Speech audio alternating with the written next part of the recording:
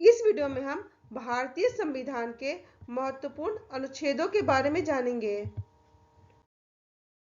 अनुच्छेद 244। अनुच्छेद 244 में अनुसूचित और जनजातीय क्षेत्रों के प्रशासन का प्रावधान है। अनुच्छेद 248 में अवशिष्ट विधायी शक्तियां हैं। अनुच्छेद 249 में राज्य सूची के विषय के संबंध में राष्ट्रीय हित में विधि बनाने की संसद की शक्ति के बारे में कहा गया है। अनुच्छेद 253 अंतर्राष्ट्रीय करारों को प्रभावित करने के लिए विधान बनाने के बारे में बताता है।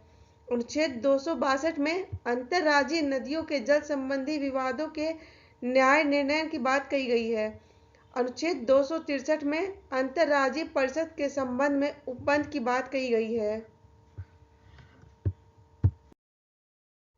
अनुच्छेद 265 में विधि के प्राधिकार के बिना करों का अधिरोपण न किया जाना लिखा है। अनुच्छेद 266 भारत और राज्यों की संचित निधियों और लोक लेखे से संबंधित है। अनुच्छेद 267 में आकस्मिकता निधि का उल्लेख है। अनुच्छेद 279 का वस्तु और सेवा कर परिषद यानी जीएसटी से संबंधित है। अनुच्छेद 280 वित्त आयोग से संबंधित है। अनुच्छेद 281 में वित्त की चर्चा है।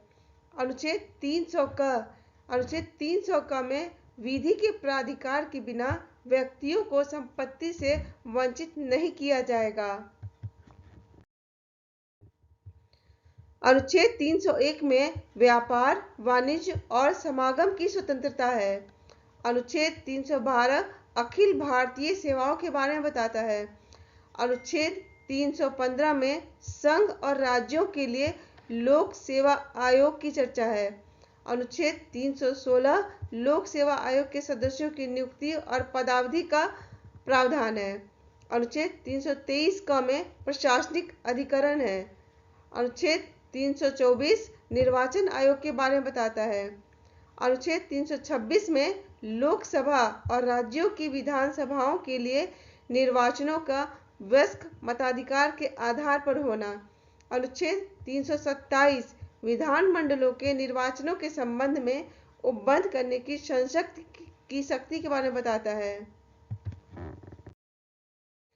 अनुच्छेद 330 में लोकसभा में अनुसूचित जातियों और जनजातियों के लिए स्थानों के आरक्षण की बात कही गई है।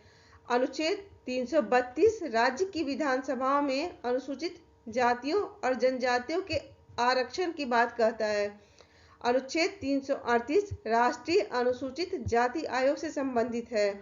अनुच्छेद 338 क राष्ट्रीय अनुसूचित जनजाति आयोग से संबंधित है। अनुच्छेद 338 ख राष्ट्रीय पिछड़ा वर्ग आयोग से संबंधित है। अनुच्छेद 343 में संघ की राजभाषा का उल्लेख है। अनुच्छेद 344 में राजभाषा के संबंध में आयोग और संसद की समिति के बारे में चर्चा है। अनुच्छेद 345 में राज्य की राजभाषा के बारे में चर्चा है। अनुच्छेद 352 आपात की उद्घोषणा से संबंधित है। अनुच्छेद 353 आपात की उद्घोषणा के प्रभाव से संबंधित है।